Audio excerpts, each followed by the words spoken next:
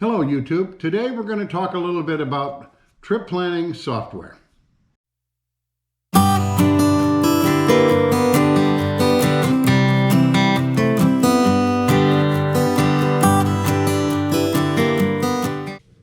Hello YouTube. Today I want to talk a little bit about some trip planning tools that I use. Several people have asked me, lately about what I use, how I use it, and it's kind of a short list that I really have as to what I do use. I got a whole list of what I've got on my phone as far as apps, but let me just mention a few of those first before we get going. RV Parky, iOverlander, those are excellent. Passport America, I have all of the apps for the various truck stops, Loves, etc. The KOA app. Campendium is an excellent resource. I don't have an app for my phone, but I do use it on the computer, and there's just a wealth of knowledge there. You really have to go look at it. But I highly recommend Campendium as a camping resource. And of course, Harvest Host. I'm a Harvest Host member. I use that, both the app and the website, quite regularly in my trip planning, because a lot of what I do is have a destination like up in Michigan, and along the way, when I decide it's time to stop, I often look for a Harvest Host location for that intermediate stop. Specifically today, I'd like to address overnight RV parking and RV Trip Wizard. RV overnight parking is similar to iOverlander and RV Parky. What I like about it is it's got a lot of extra information in the tab when you click on one of the locations, and certain things like information you wouldn't normally know, and it'll shows things that are not regularly seen on some of the other apps. Okay, here we are at the page for overnight RV parking, and here's Epping, and it shows three things. It shows a McDonald's, they can't park; Walmart's, they report you can't park, but they don't enforce it. And here, lo and behold, Epping Park and Ride. New Hampshire Department of Transportation confirms reports overnight RV parking is allowed. State of New Hampshire permits parking in park and ride lots for a maximum of 21 days. I learned something new from this particular site, and now from the app, because it is on an app. Primarily, I want to focus on RV Trip Wizard. My route planning is Garmin. That's what I use. I use Basecamp with Garmin, and that's how I actually I transfer all my information, all my stops into the Garmin Basecamp app, and download the routes into my GPSs. I carry two, one as a backup. But as far as actually planning where I'm going, I've gotten to where I'm really liking RV Trip Wizard. It shows all of your overnight stops. You can pick these points of interest like Cracker Barrel, Walmart's, etc. Rest areas, truck stops. You can also select campgrounds. You can sort them by memberships if you happen to be a member of a certain organization, and it'll prioritize those campgrounds. You can take the campgrounds and take them off the screen so it doesn't clutter, and then bring them back in when you want to see where they're at. And it offers, which I'll show you on the computer, some nice tools in that particular software package that will allow you to really improve your route planning and where you want to go and how you want to do it. I like it a lot. I didn't like it so much last year, but I think a lot of that had to do with me not really taking the time to learn it. Now that I've learned it, I really do like it. So let's break from here and let's go into the computer room and take a look at some of the screens. Let's catch you in there in just a few minutes. Bye-bye. Okay, we're back out here in the computer room now, and sometimes called a ham shack. That's what ham radio operators call their radio room. The computer area is right here, back around over here. are the ham radio stations. And down here in the bright sunlight is Miss Maggie. So anyway, let's get started. Okay, here we are at the RV Trip Wizard screen. Again, this is a website, not an app, but I use it for pre-planning. Also note, it is a fee, $39 a year. For me and my uses, I found it to be worth it for me. That's something you'll have to decide. They do offer a 7-day free trial. Now, when you actually enter the program, assuming you've been here before, it's going to pull up your most recent trip. So what this has just pulled up is the plans for my upcoming New Hampshire, Maine, and Vermont trip. Now, a couple things I want you to see. Right here, it says Show Hide Parks. You click on this and it shows all the parks. You can clear them off. This hides your points of interest. And this applies or removes filters.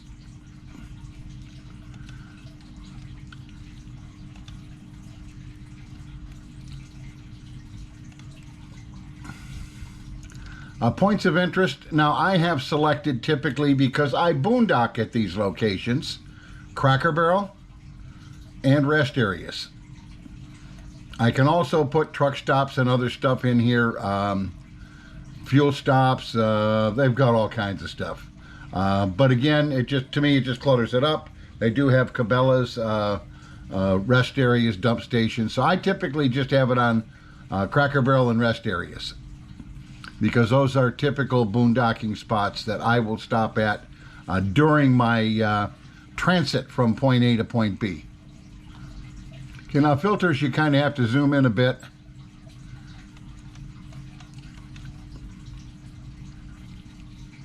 And you can show the filters. They have filters by park types, park rating, park features. So if you go in by park types, you can get commercial and private, national parks, you know, that kind of stuff. It'll let you filter out the ones you don't want. Features, such things as pull-through sites, pets allowed, your hookups. You want full hookups, you want 30 amp, you want 50 amp. You can specify that. And any of these things that you mark, I for example, like 30 amp. I don't need pull-through. I do need pets allowed. And then when you search an area for your campgrounds, it's only showing campgrounds that meet those criteria. And I think I have another criteria in there. I think I had marked that I only wanted a Good Sam Park. So let's turn that off there. So now you've got all these parks here. These all meet that criteria. And you can go in, you can get more details about the park, etc. So that's how the park portion works. And as I say, plenty of options to be screening things out. And again, when you get in here and it starts to get cluttered, you just turn them off. And you can turn off your points of interest and have a clean map. So let's go to a new trip. And let's just talk about a couple of the things you can do here. We'll call it test. Automatically takes today's date if you don't put something else in. Use my location. You can add notes. Now here's RV info. You got a general tab, RV info, routing, driving, and expenses. RV info is where you put in the info on your RV, including fuel capacity, fuel reserve, your fuel economy, whether you're carrying propane, and the physical size and weight of your vehicle. They will actually use that when they plan a route. So they do not route you through things like if you've got a 12-foot high rig, something that's got a 10-foot-6 overpass. So you fill that in, that's handy to have. Routing and driving is one of the better features. You have your routing here, what you want to avoid. Driving time estimate, I typically use the routing engine estimate, which is what they estimate based on regular speeds. I'm going to leave it on show classic driving radius. It's going to be clearer, though I use the advanced driving circle. For distance to drive, you can put in a time, 6 hours a day, or you can put in mileage. And in my case here, I've got 200, and we'll make this 300, and we'll make this 450. This is going to generate circles. We save this setting. So now it's ready to start the trip. And if you look around my start, which is my address, there's 3 circles representing 200, 300, and 450 miles. You can go back in and change them, whatever you want. Let me get rid of this tab. So let's say you're heading towards Michigan and you don't want to drive past the 350 mark on your first day. And you want to stay at a Harvest host. I will look up the Harvest host, and then I will actually type in the address. I don't have one handy, so I will just pick a spot on the map, and we'll say that's a Harvest host location. And we're going to stay one night.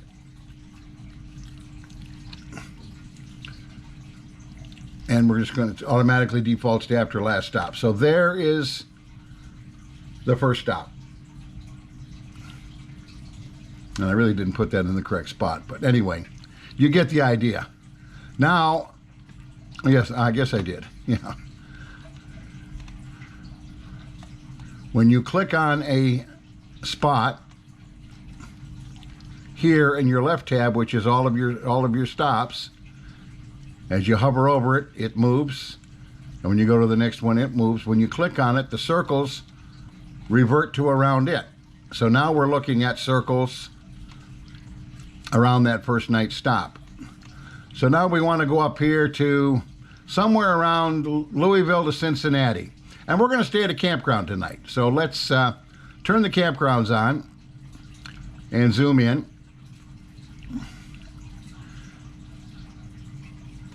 And let's see what we got here. Off of 75. There's Knoxville, Lexington.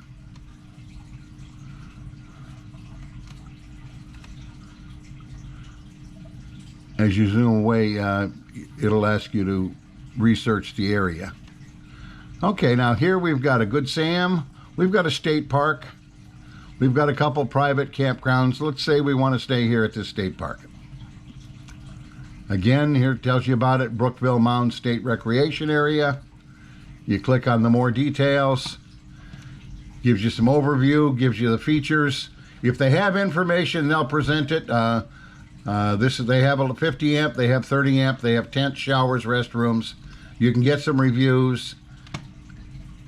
And if you like it, you can add it to your trip. We're going to stay here 2 nights. And you can put comments in if you want to. And we're going to just stay after the last stop. So add it to the trip. And there we are. So now there it's generating our route. And now here's the circle from this location. Now I'm actually going to my friend's house up here in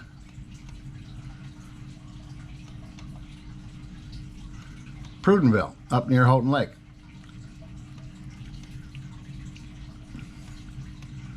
So I can come in here and I can actually find his address. Again, type his address in here. 2345. I don't know if that'll show up. It probably won't because I don't have the right address. But I would put in his address off Lake City Road and it would find the spot here near Roscommon. And that's my friend Don, so I can just put in Don as the name of the stop. And I'm staying with Don for 3 nights, moonshdocking at his place. And I save. So that's how you kind of build the route. Now, as you're going along, notice over here, the first stop is 203 miles, 3 hours and 30 minutes, 562, 8 hours and 49. And Don is 374. Okay, so we're sitting here, we've kind of finished our route and we're looking it over and we're looking at the details and we say, geez, I don't really want to drive 562 miles to Brookville that day. Let's split that up and put another stop in there. So we're going to have one overnight we're going to add. So the first thing we want to do is we're going from Monroe, Georgia up. So we click on Monroe, zoom back out to get our circles. Let's turn off these so we got a little less clutter. And somewhere up around Lexington, Kentucky, looks like a good location. It's between the 300 and the 450 circle. So Lexington, Kentucky in that range. So let's zoom in a bit. Okay, so we've zoomed in around Lexington. We need to turn our points of interest on. And we can look here and on the outskirts of Lexington, and I always like to get my overnights on the outskirts because the next morning you don't hit rush hour traffic because you're already through. We've got a Cracker Barrel, and that's one of the places I like to stay. So let's click on the Cracker Barrel. Call up more details. It does show that it does have overnight parking. Gives you all the information on it, and we add it to the trip. It's going to be a one-night stay. Now we don't want to go after last stop because that would put it at the end. So we want to go up here and we want to go after Monroe, Georgia. And that should insert it, which it did right here. Cracker Barrel is now inserted into the route. So now from Monroe, we're going 400 miles to Cracker Barrel and then another 126 to the state park the next day, where we're going to spend a couple nights. So that's kind of how it all works. You got to remember to turn on and off your different features or they won't show.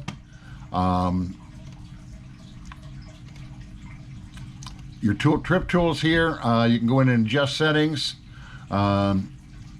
Export it to your calendar. You can export it to an Excel spreadsheet. Blech. Can't talk. I don't usually print it or print the map or any turn by turns. I do use an email itinerary. It will send an email to myself and it shows the itinerary with all the stops, arrival, how many nights I'm staying, departure. This is from my house near Monroe, Georgia, the Cracker Barrel, the state park, and then to Don's. I can then email this to my friends who maybe want to know when I'm coming. It might be convenient. So that's another good tool. I like to use that. So that's pretty much it. I think it's worth the $39 a year. I think it's a good planning tool. They do offer a 7-day free trial. If you think it might be of something that you could use, go take the trial. Okay, that's it for today, folks. I hope you got something out of the video. If you did enjoy it, go ahead and click like. If you've not subscribed, please mash that subscribe button, hit the little notification bell. New videos come out every Wednesday. If you've got something you'd like to see in a video or questions, feel free to put them in the comments and we'll get back to you as soon as possible. Again, thanks for watching. We appreciate everybody who stops in and visits. So thanks again. Take care. Catch you down the road a piece. Bye-bye.